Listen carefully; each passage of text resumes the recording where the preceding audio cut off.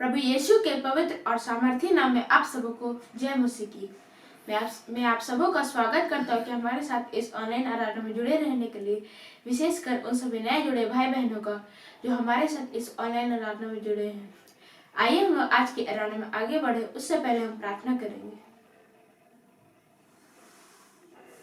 आइए हम प्रार्थना करेंगे, अपनी आंखों को बंद करेंगे। सब शक्तिमान दयालु पिता परमेश्वर, इस सुंदर समय के लिए तुझे धन्यवाद देते हैं पिता परमेश्वर। पूरे सप्ताह भर संभाला प्रभु, इसके लिए धन्यवाद देते हैं। इस ऑनलाइन आराधना को आपके हाथों में सौंपते हैं पिता परमेश्वर। एक एक के संग का साथ हो ले पिता परमेश्वर। हे पिता परमेश्वर, जो भी गीतों को हम गाते हैं पिता परमेश्वर, एक एक मनों को तो तैयार कर पिता परमेश्वर। एक एक को आनंद की भरपूरी देना पिता परमेश्वर।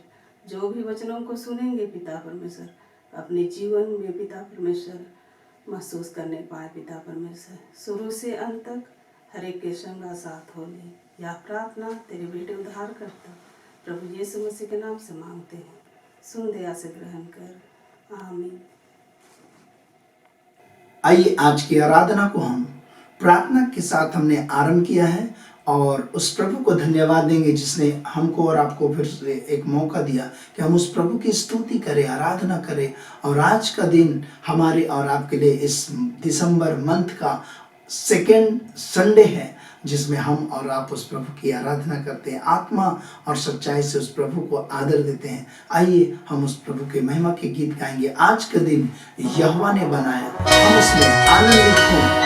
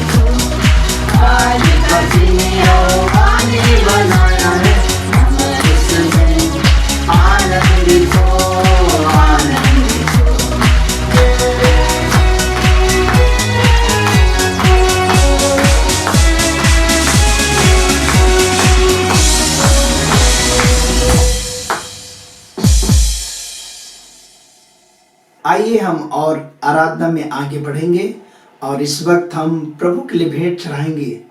और उस प्रभु को हम भेंट चढ़ाते हुए गीत गाएंगे। राजाओं का राजा है, प्रभुओं का प्रभु है। इस गीत को गाएंगे, उस प्रभु की आराधना करेंगे। सच में वो राजाओं का राजा है, वो प्रभुओं का प्रभु है।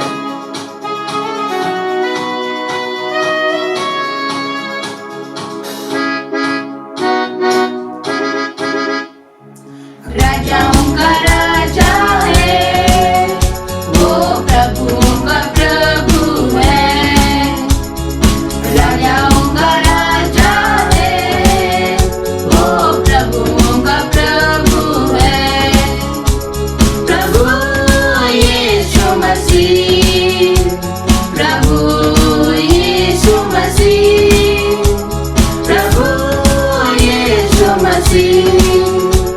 प्रभु यीशु मसीह, राजाओं का राजा है, वो प्रभुओं का प्रभु है। राजाओं का राजा है, वो प्रभुओं का प्रभु है। शत्रु को हरा दिया, वो मृत्यु के शत्रु को हराया।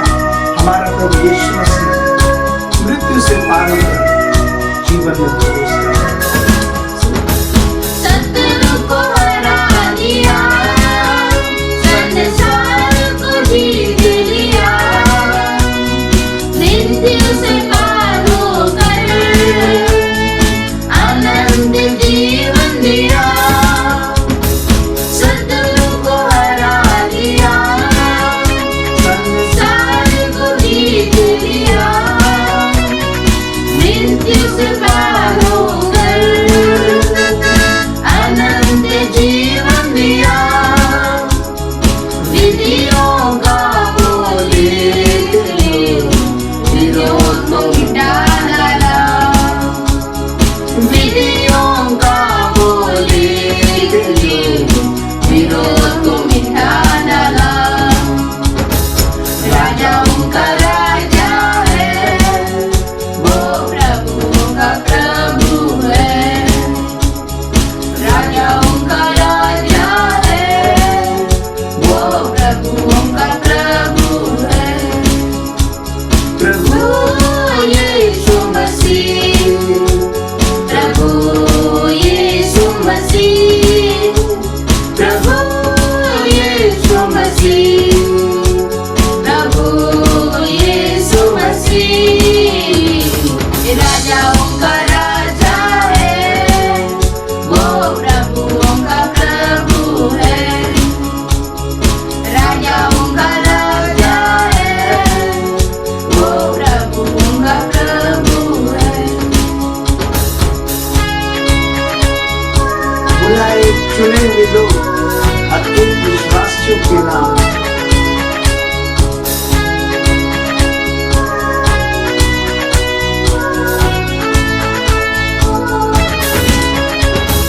बुलाए चुने हुए और विश्वासियों के नाम, जय माना ही है वचन कहे यहोवा।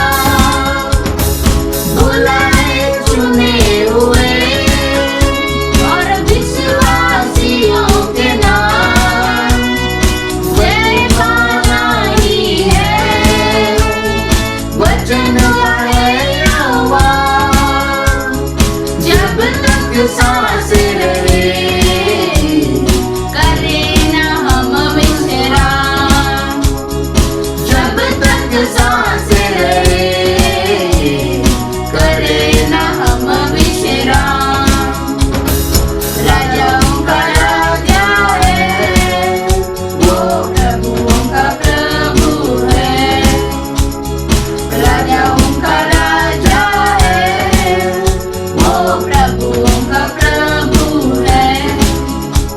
प्रभु यीशु मसीह, प्रभु यीशु मसीह, प्रभु यीशु मसीह, प्रभु यीशु मसीह। राजाओं का राजा है,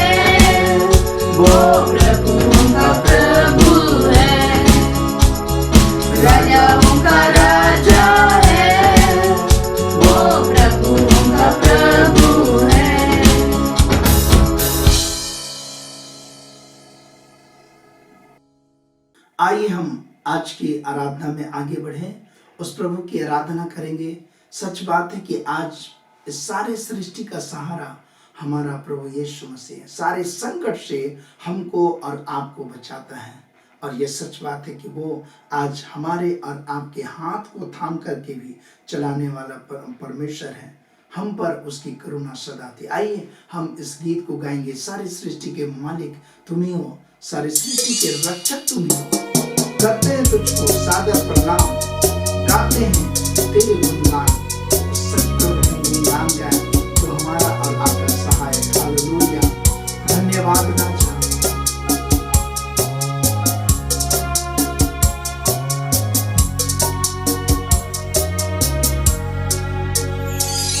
सारी सृष्टि के मालिक तुम ही हो, सारी सृष्टि के रक्षक तुम ही हो। करते हैं तुझको सादर प्रणाम, गाते हैं तेरे गुणगान। सारी सृष्टि के मालिक तुम ही हो, सारी सृष्टि के रक्षक तुम ही हो। करते हैं तुझको सादर प्रणाम, गाते हैं तेरे गुणगान। हालेलुया,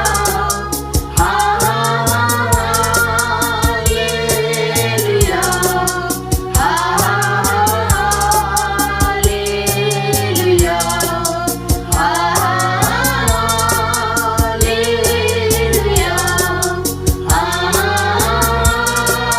हालेलुया, हालेलुया, हालेलुया, आमीन।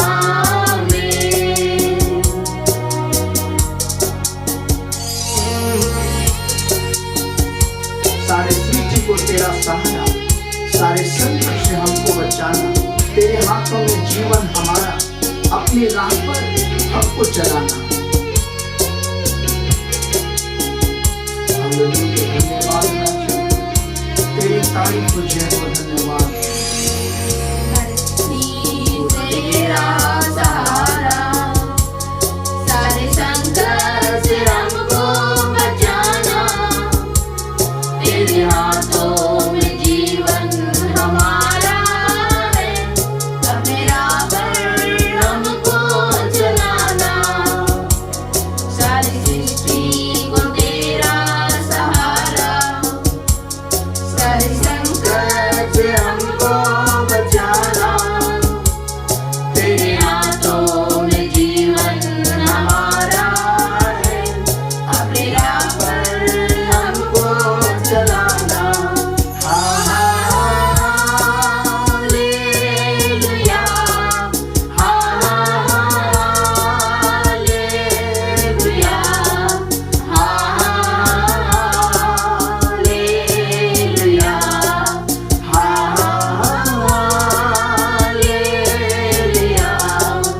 हालेलुया, हालेलुया,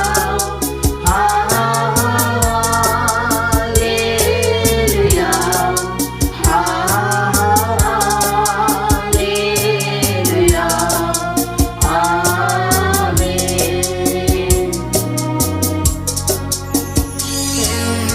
हम हैं तेरे हाथों की रचना, हम पर रहे तेरी तुलना। तन मन धन हमारा तेरा है, इंसान को तो छूने ना देना। थैंक यू जीसस, धन्यवाद राजा।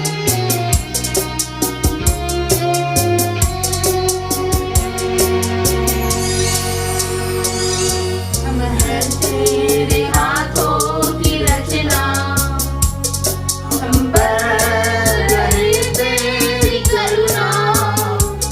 तन मन धन हमारा तेरा है, हम शैतान को छूने न देना। हम हैं तेरे हाथों की रचना, हम पर रहे तेरी करुणा।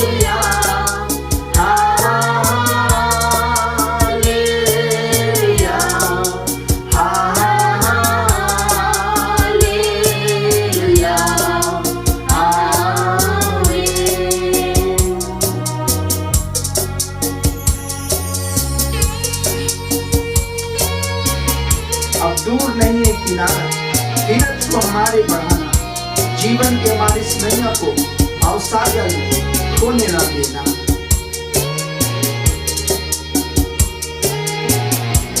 हालेलुया, धन्यवाद बच्चों।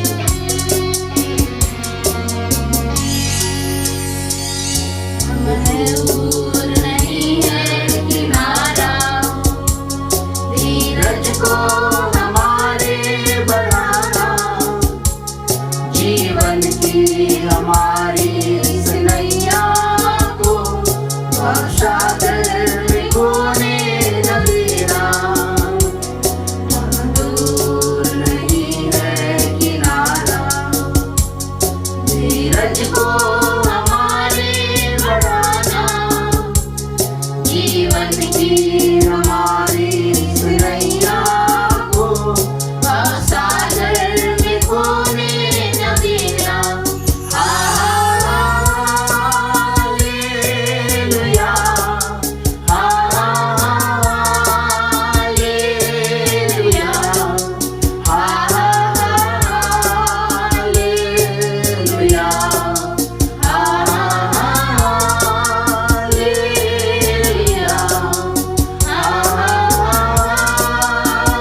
हालेलुया,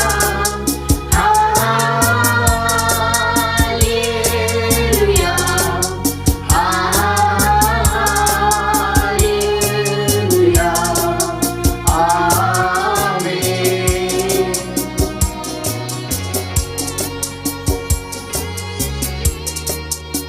धन्यवाद राजा, तेरी नाम की महिमा स्तुति बढ़ाई करते हैं। सच में तो विश्वास योग्य परमेश्वर, तुम्हारी प्रार्थना को सुनने वाला परमेश्वर, धन्यवाद धन्यवाद। हालेलुया प्रभु, हमारे जीवन में राज करने वाला पिता तेरी महिमा, सारे सृष्टि के मालिक तू है, सारे सृष्टि का रक्षक तू है।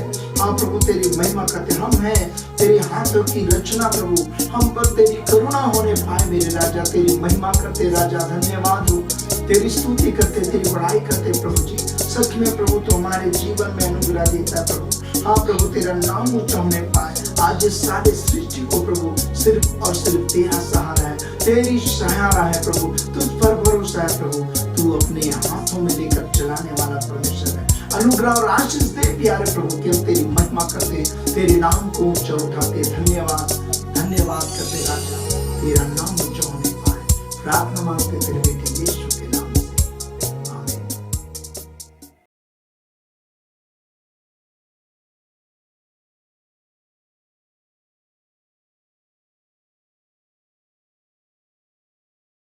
आइए हम लोग आज की बाइबल रीडिंग में आगे बढ़े। हम लोग निकालेंगे भजन संहिता 143 1 से लेके 12 पद तक।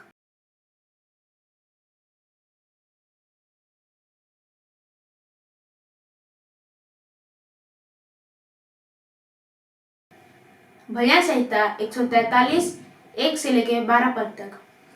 हे यहोवा, मेरी प्रार्थना सुन, मेरे गिड़गिड़ाने की ओर कान लगा। तू जो सच्चा और धर्मी है, इसलिए मेरी सुन ले और अपने दास से मुकदमा ना चला, क्योंकि कोई प्राणी तेरे दृष्टि में निर्दोष नहीं ठहर सकता। शत्रु तो मेरे प्राण का गाहक हुआ है, उसने मुझे चूर करके मिट्टी में मिलाया है और मुझे बहुत दिन के मरे हुओं के समान अंधेरे स्थान में डाल दिया है। मेरी आत्मा भीतर में व्याकुल हो रही है, मेरा मन विकल है। मुझे प्राचीन काल के दिन स्मरण आता है।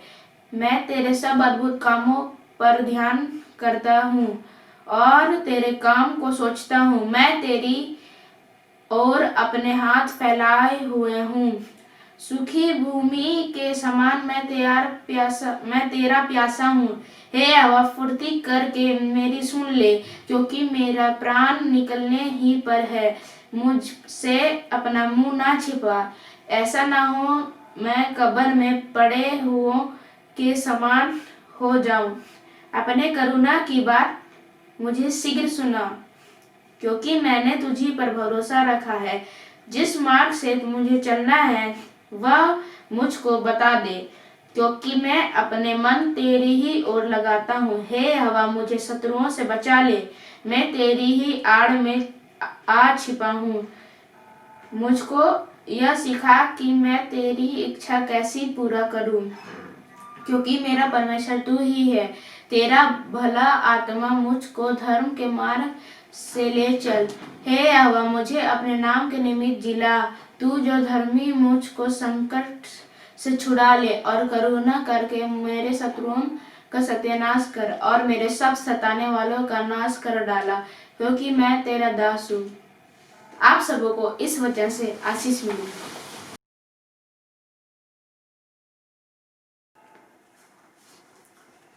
परमेश्वर का धन्यवाद हो कि आज हमें फिर से यह अवसर दिया कि आज हम फिर से परमेश्वर के संदेश को सुने।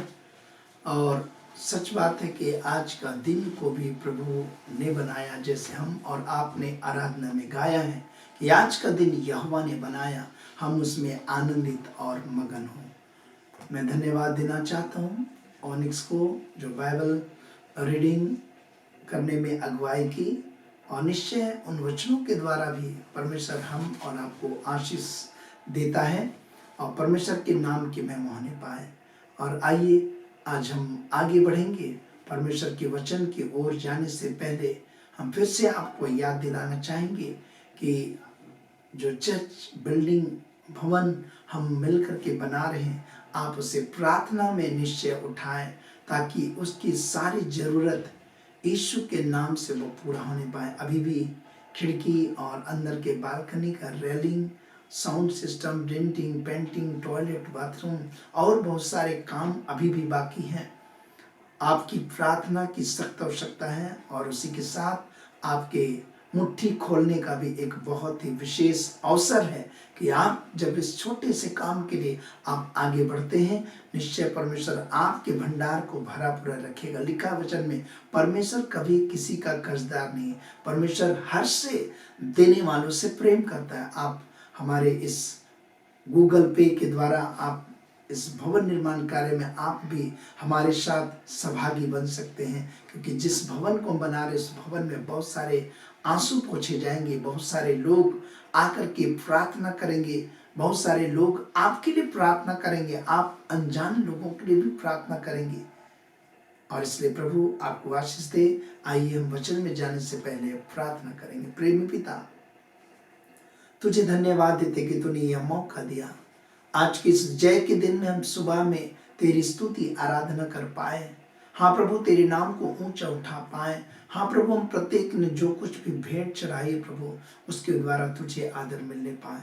पिता, तेरे भवन निर्माण काम का बहुत सारा काम बाकी है प्रभु, यीशु के नाम से वहाँ और आमीर में पूरा होने पाए। हमारे प्रिय लोग प्रार्थना और आर्थिक सहयोग के लिए जब आगे बढ़ते हैं प्रभु, उनके भंडारों को तो भरा पूरा रखना, आशीष देना प्रभु। यीशु मसीह तो उनके बिगड़े घर को बनाना, जो तेरे भवन को बनाएंगे तो उनके घर को बनाना, आशीष देना, तेरी बड़ी महिमा होने पाए। पिता, हम तुझे धन्यवाद देते। ये वचन की ओर जब हम आगे बढ़ते हैं, तू बोलो, बातचीत कर। तेरी दया, तेरी करुणा, तेरी उपस्थिति हम एक एक को घेर ले और पवित्र आत्मा हम एक एक से बोलो, बातचीत कर, यीशु के नाम से, आमीन। आइए आज हम परमेश्वर के वचन में हम आगे बढ़ेंगे और आज का जो टॉपिक है कथा, हमारी गवाही बड़ा प्रभावशाली है। हमारी और आपकी गवाही है वो बड़ा प्रभावशाली है। क्या है गवाही? गवाही के विषय अगर हम और आप अगर हम आपको बतलाना चाहेंगे, गवाही वो है जो हम कर नहीं सकते हैं, और जब हम प्रभु के पास जाते हैं, प्रभु से प्रार्थना करते हैं, प्रभु से मांगते हैं, तो वो हमारे जीवन में एक चमत्कारी रूप में वो कई ऐसे अच्छे गवाही को देता है, अच्छे कार्य को हमारे जीवन में करता है, और जो हमारे और आपके लिए एक विशेष गवाही के रूप में प्रकट होता है, और जिसको हम लोगों को बतलाते कि प्रभु मेरे जीवन में कई काम किए, प्रभु हमारे जीवन में बड़े काम को किए हैं। और इसलिए आज हमारे और आपके पास में गवाही है। बाइबल में कई ऐसे बड़े बड़े लोगों की गवाही है, और लेकिन उनमें से आज एक अलग, एक छोटी बच्ची की गवाही को मैं आपके सामने रखना चाहता हूँ। और आइए हम देखेंगे दूसरा राजा की पुस्तक 5 अध्याय 1 पद से लेकर के 19वें पद तक। दूसरा राजा 5 अध्याय 1 पद से 19 पद तक। पहला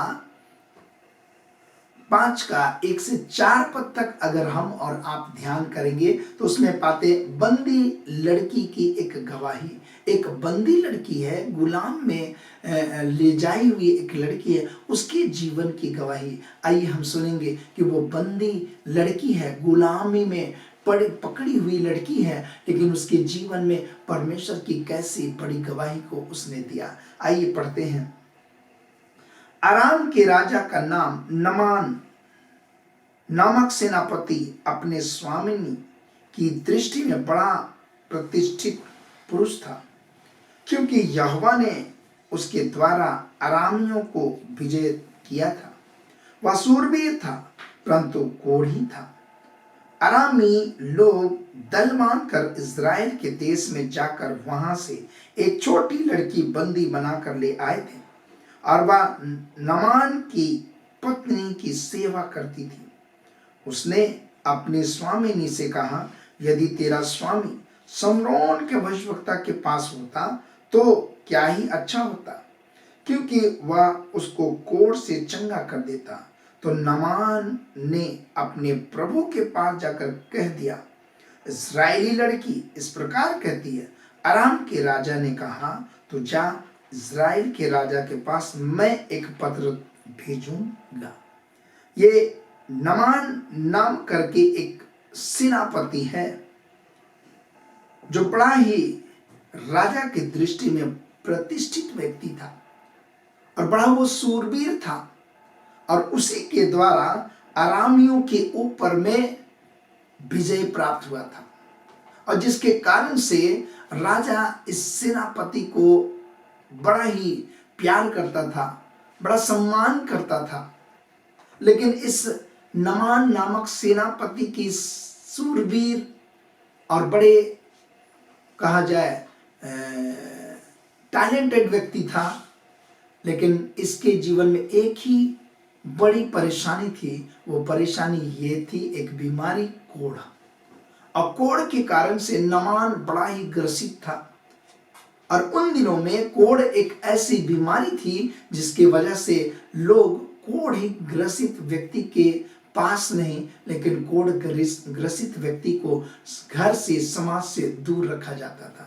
लेकिन ये एक सेनापति था, सूरवीर था, और जिसके कारण से ये अपने घर में अपने वतनी की सेवा टहल करने के लिए एक गुलामी, एक परमेश्वर को जानने वाली बच्ची को इन्होंने गुलाम बना करके अपने घर में काम करने के लिए, अपनी वाइफ का हेल्प करने के लिए रखा था।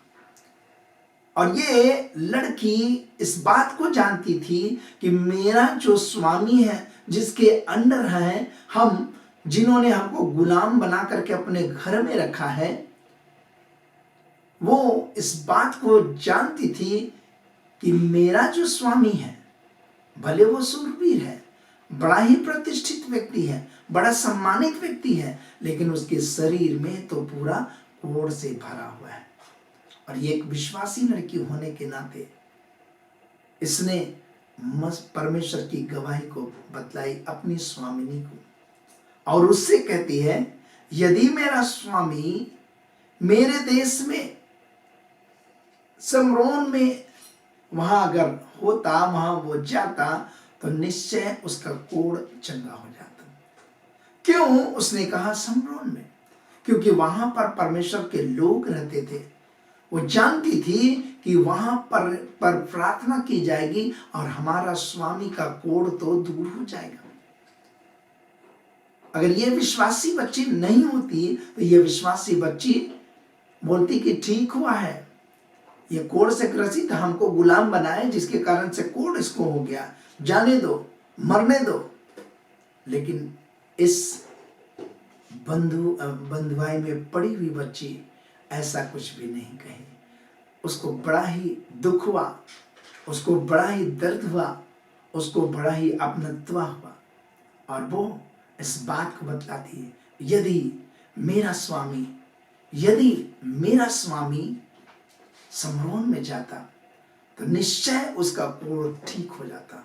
ये बात जो ही उसकी स्वामिनी सुनी, वो अपने पति नमान को बताए, और नमान राजा के पास गया और राजा को बतलाता है, अरे मेरे घर में जो दासी या गुलामी बच्ची है, वो इस बात को बतलाती है कि यदि समरोन में मेरा स्वामी जाएगा तो उसका कोढ़ दूर हो जाएगा।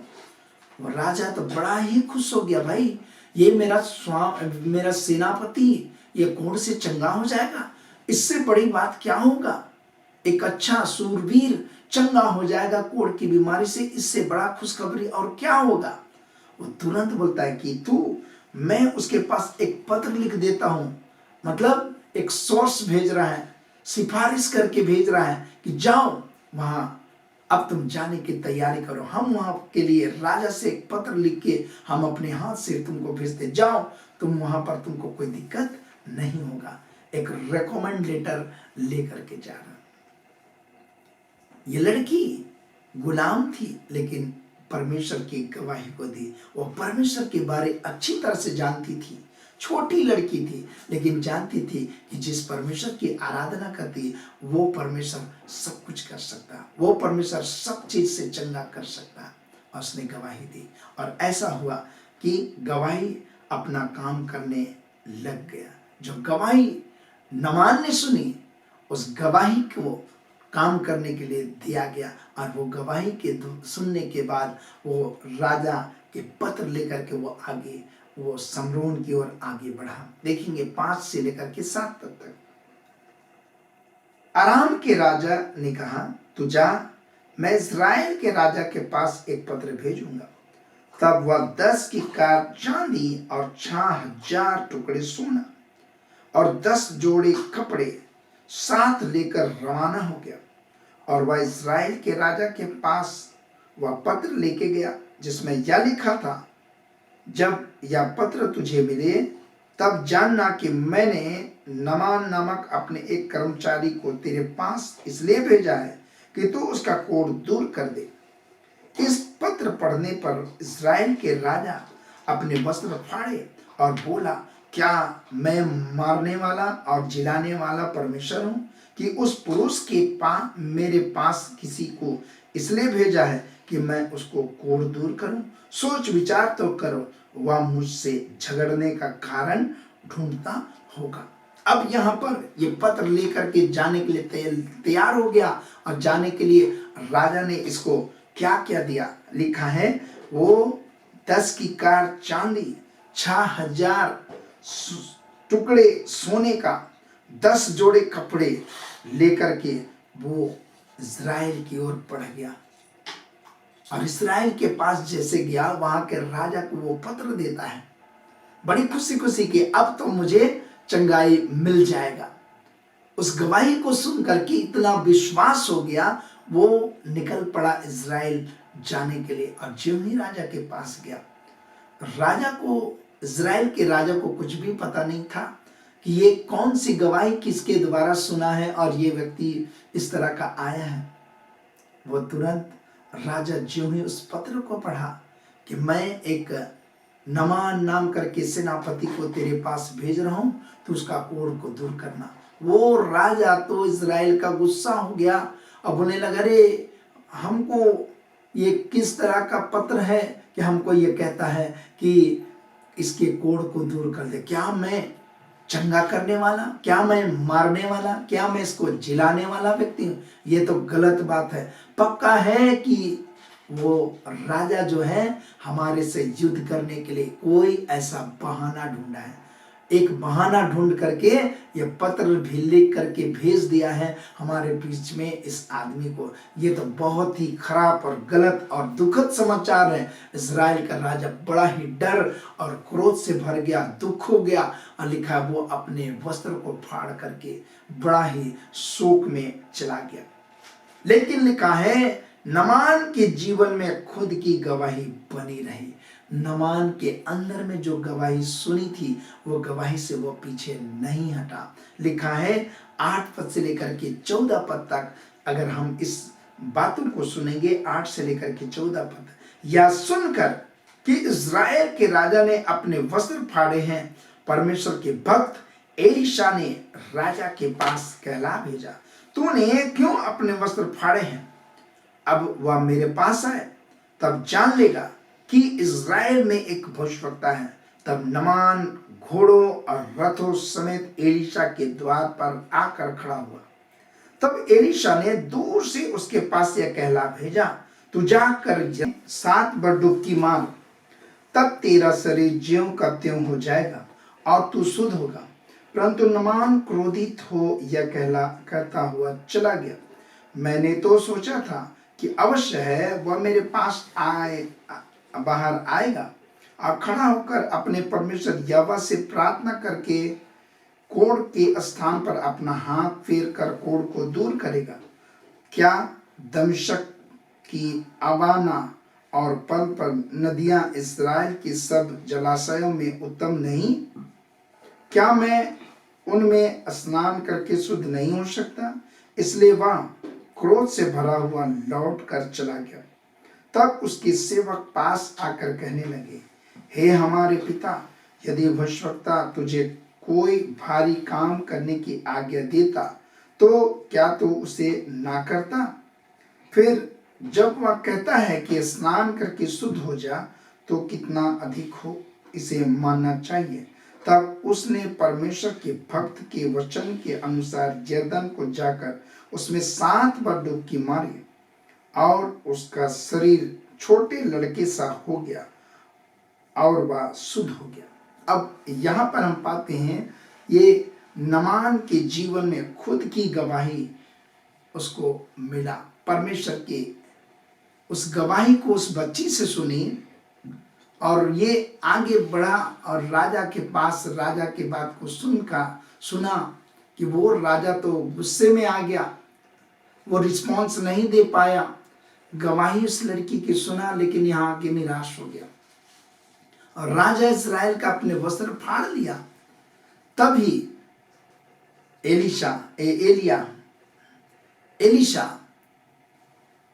ये कह रहा है, कहला भेजा राजा को कहो वस्त्र नहीं फाड़ने के लिए।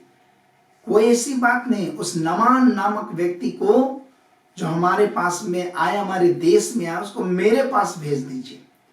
ये एलीशा एक भविष्यवक्ता था, ये नबी था, परमेश्वर का चुना हुआ एक दास था।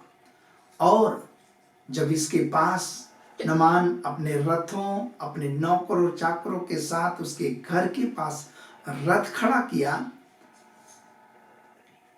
एलीशा अंदर से कहला भेजता है, उसे जाके कह दो कि यरदन नदी में 7 बार जाकर के डुबकी लगा ले।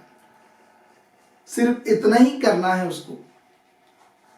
ये सेनापति था, कोई सिंपल साधारण व्यक्ति नहीं था, मान सम्मान से भरा हुआ व्यक्ति था। इसको बड़ा ही बुरा लग गया और बुरा लगने के कारण से ये व्यक्ति कहने लगा, अपने देश के नदियों को याद कर रहा, हमारे देश में अमाना पर जो नदी है वो इतना साफ पानी है, हम वहां जाके क्यों नहीं डुबकी लगाएंगे। यहाँ पर कि ये नदी तो बड़ा ही गंदा है, इस नदी में हम क्यों जाएं डुबकी लगाने। हमारे देश की नदियां अच्छे वहीं हम जाकर के 7 बार डुबकी लगा लेंगे। ये बड़ा ही क्रोधित और दुखी होकर के अपने घर वापस जाने लग गया। लेकिन इसके सेवक जो उसके साथ थे रथ में, वे लोग कहने, हे स्वामी, एलीशा ने कोई बड़ी काम करने के लिए नहीं कहा। यदि तुझे कोई बड़ा काम करने के लिए कहता तो निश्चय तो उस कोढ़ से, बीमारी से शुद्ध होने के लिए करता। लेकिन उसने तो सिर्फ यही कहा है, यहाँ की यरदन नदी में जाकर के 7 बार डुबकी मार। यह कोई बड़ा काम और भारी काम नहीं है, क्यों ना हम चले उसमें चल करके तो डुबकी लगा ले। लिखा है कि ज्यों ही वह उस नदी में उतरा और यरदन नदी में वो 7 बार डुबकी मारा, लिखा है उसका कोढ़ शुद्ध हो गया, उसका कोढ़ की बीमारी दूर हो गई, उसका शरीर एक छोटे बच्चे के समान कोमल स्किन उसका हो गया, चमड़ा हो गया। और यहां पर एक छोटी लड़की की गवाही ये नमान सेनापति को चंगा कर दिया और उसके जीवन में एक बड़े अपनी अनुभव उसने प्राप्त किया और वो जान पाया कि सच में इज़राइल में एक अद्भुत परमेश्वर को मानने वाले लोग हैं जो बहुत बड़े चमत्कार के कार्य को करते हैं। परमेश्वर उनके संग है, ईश्वर है उनके संग में। इस बात को उसने व्यक्तिगत तौर से जाना। ये सच में एक सच्ची घटना है प्रियो। ये बड़ी ही छोटी घटना को मैंने आपके सामने रखा है, लेकिन क्या हमारी गवाही प्रभावशाली है? क्या हम किसी को गवाही बताते हैं तो वो व्यक्ति के जीवन में काम होता है? क्या हमारी गवाही किसी के जीवन को बदलता है? क्या प्रभु हमें जो गवाही दिया है उस गवाही को सुनकर दूसरे लोगों के जीवन में चमत्कार होता है? क्या हमारी गवाही को सुनकर के लोग हमारे पास प्रार्थना के लिए आते हैं या नहीं आते? ये बहुत बड़े बात है। वो इस्राएल की लड़की गुलाम बन करके वो दूर देश चली गई थी, लेकिन परमेश्वर के कार्य को जानती थी। उसकी गवाही के द्वारा बहुत बड़ा काम हुआ। दूसरे व्यक्ति के जीवन में गवाही आ गई, उनका अपना गवाही आ गया। प्रियो, आज परमेश्वर हमको और आपको चुना है, अलग किया है कि हमारे जीवन की गवाही हम दूसरों को दे। यीशु मसीह ने तो कह दिया, इसलिए जाओ सारे जगत के लोगों को चेला बनाओ, उन्हें पिता पुत्र पवित्र आत्मा के नाम से बपतिस्मा दो। और वो आज्ञा जो मैंने तुम्हें मानना सिखा, तुम भी जाके मानो, उसका पालन करो, उनका मानना सिखाओ। और देखो, मैं जगत के अंत तक सदैव तुम्हारे संग हूं। प्रियो, आज हमको भी उस छोटी लड़की के समान, वो खुद दुख में थी, वो खुद निराश थी, वो खुद अपने माँ बाप से दूर थी, उसके पास बहुत ही बड़ा परेशानी चिंता था, लेकिन बदले की भावना को दूर करते हुए प्रेम के साथ में परमेश्वर की गवाही दी। और एक बहुत बड़ा गवाही दूसरे व्यक्ति अर्थात नमान के जीवन में आया। आज आप भी गवाही जब देंगे, जो प्रभु आपके जीवन में काम किया है, आपकी गवाही के द्वारा दूसरे लोगों का जीवन बचेगा। आपकी गवाही के द्वारा दूसरों लोगों के जीवन में एक अनुभव आएगा। आपकी गवाही के द्वारा दूसरे व्यक्ति गवाही बनने के लिए तैयार हो जाएंगे। और इसलिए आपके जीवन में प्रभु यदि कोई काम किया है, आप चुपचाप ना रहें, उसको अपने में ही ना रखें, लेकिन आप जरूर बताएं। आप जरूर किसी को बताएं कि जिस प्रभु को हम मानते हैं वो प्रभु हमारी प्रार्थना सुनता है, वो प्रभु जीवित पिता है, वो प्रभु हमारी प्रार्थनाओं का उत्तर देने वाला प्रभु है। आपकी गवाही दूसरों का जीवन बदल सकता है। आपकी गवाही दूसरों की गवाही बन सकता है। आपकी गवाही दूसरे व्यक्ति को मृत्यु से अर्थात नरक में जाने से बचा सकता है। क्या हम गवाही देते हैं? क्या हम मसीह के बारे में बतलाते हैं? क्या मसीह आपके जीवन में कोई गवाही है? यदि है तो आप दूसरों को बतलाएं, और नहीं है तो आप प्रार्थना करें प्रभु से। निश्चय प्रभु भी आपके जीवन में एक अद्भुत चमत्कारी गवाही आपके जीवन में देगा। आइए हम अपनी आंख बंद करके प्रार्थना करेंगे। धन्यवाद मेरे प्रेमी अनुग्रहकारी पिता, आज के शाम सुबह के समय में तेरे चरणों के पास आते हैं। तो महान और जिंदा परमेश्वर है। इस भोर के समय में प्रभु जी, उस छोटी बंधुआई में पड़े हुए बच्ची की गवाही के द्वारा नमान के जीवन में गवाही मिला। आज हमारे प्रिय भाई बहन जो ऑनलाइन में जुड़े, उनकी गवाही के द्वारा दूसरों के जीवन में गवाही मिलने पाए, दूसरों के जीवन बदलने पाए। हमारे इन प्रिय भाई बहनों के गवाही के द्वारा दूसरे लोग प्रभु के प्रेम को पहचानने पाए, प्रभु की सामर्थ को पहचानने पाए कि सच में तो जिंदा परमेश्वर है। ऐसा होने दे मेरे प्रेमी राजा, ऐसी आशीष को दे मेरे पवित्र प्रभु। हम तुझे आदर देते हैं, तेरे नाम को ऊंचा उठाते। हमारे एक एक प्रिय भाई बहनों को जास इस ऑनलाइन में जुड़े, हर एक को आशीष दे, हर एक के जीवन से बोलो बातचीत कर, हर एक का जीवन समर्पण होने पाए, हर एक के जीवन में ये चुनौती लेकर के आगे बढ़ने वाले बनने पाए। लूका 4:18 में जैसे हम पाते हैं, प्रभु का आत्मा मुझ पर है, वह कंगालों को सुसमाचार सुनाने के लिए मेरा अभिषेक किया है। आज आपका अभिषेक परमेश्वर किया है। आपके जीवन में प्रभु गवाही दिया कि आप दूसरों को बतलाएं। रोमी 10:15 में कहता है, उनके पांव क्या ही सुहावने हैं जो सुसमाचार का प्रचार करते हैं। आज यदि आप किसी को गवाही देते हैं परमेश्वर के किए उपकार का, आप सुसमाचार का प्रचार करते हैं, प्रभु की आज्ञा का पालन करते हैं। प्रियो, प्रभु आपकी मदद करे, आपकी सहायता करे और आप आगे बढ़े, निकल जाए, खोजे ऐसे लोगों को हम किसको अपने जीवन की गवाही बताएं। निश्चय प्रभु आपके द्वारा बड़े कार्य को करेगा। आपके द्वारा बहुत सारी आत्माओं को जो आज नाश हो रही है आपके द्वारा बचाया जाएगा। प्रभु तू अनुग्रह दे, हमारे प्रियो को इस्तेमाल कर, यीशु के नाम से तू इस्तेमाल कर। इन्हें हिम्मत दे, बल दे प्रभु जी, आशीष दे पिता, इनके मुंह को खोल दे प्रभु जी कि तेरी महिमा की गवाही दे सके और गवाही के द्वारा दूसरे लोग आशीषित होने पाए। सारा आदर महिमा तुझे देते हैं, तेरे नाम को ऊंचा उठाते हुए प्रार्थना मांगते तेरे बेटे प्रभु यीशु के नाम से। सुन स्वर के राज में ग्रहण कर, आमीन। और हमारे प्रभु यीशु ख्रिस्ट का अनुग्रह, ईश्वर पिता का प्रेम, पवित्र आत्मा की सहभागिता हम सबों के संग सदा सर्वदा होती रहे, आमीन।